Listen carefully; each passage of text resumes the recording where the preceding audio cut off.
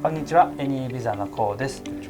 私自身はですね、2019年に永住権を取得してカナダに移民をしたのですが、ここ数年でですね、さらに多くの方がですね、カナダを移民する先ですね、移住先として選ばれていると思います。カナダ政府もですね、移民の受け入れを積極的に行っているのですが、今日はですね、アレックスになぜ今ですね、カナダを移民先と選ばれる方が多くなっているのかについて聞いてみたいと思います。Well, that's very good point you made about Canada. Why Canada is the best so far? I would say reasonably, it's not because Canada is the best, but because everybody else getting worse and worse and worse. Take any country in the world where traditionally immigrants settle: Australia, New Zealand, US, London, England, and other European countries. And we're not talking about jurisdiction in Caribbean or somewhere in the island somewhere, or some kind of banana republic. So obviously we're not talking about that. We're talking about civilized world where people can enjoy economic progress and stability and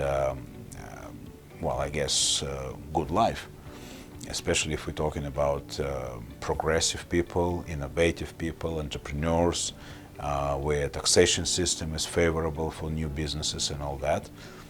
Canada is the only one that stands alone nowadays.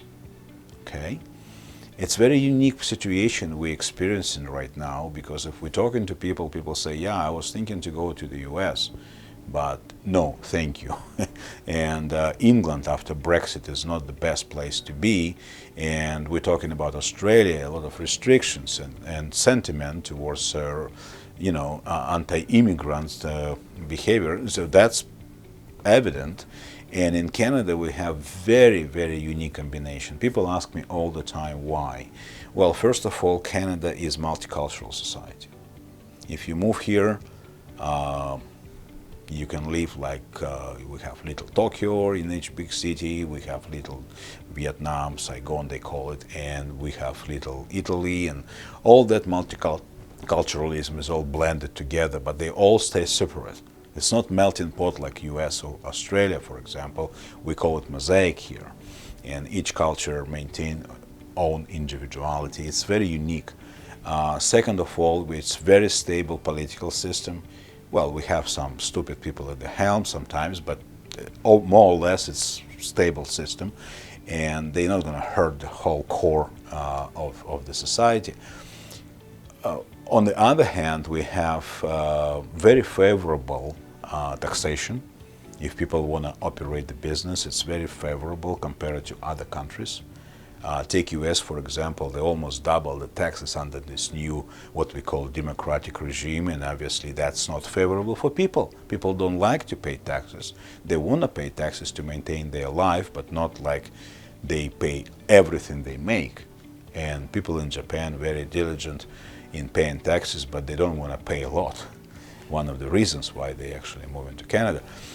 On the other hand, we have very, very unique situation when we talking to people and they say, yeah, we like the nature, the clean air, the environment that we have and enjoy here, and especially in places like West Coast, Vancouver and Vancouver Island, and it's unbelievable feeling of nature here.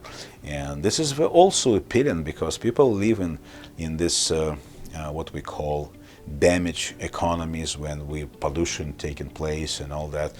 Here they can enjoy industrial success, but also environmental protection and clean air at the same time. It's very unique, by the way, in the world, because you can go to Antarctica and enjoy great fresh air, but what are you going to do there, right? So that sort of thing. So that's why Canada. And I think it's a great opportunity for people to move now, because we have great programs, we have fast processing, and we have very favorable uh, treatment of immigrants overall.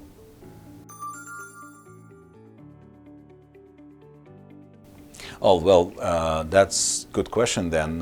If somebody never been in Canada, can they immigrate? Good question. Of course they can.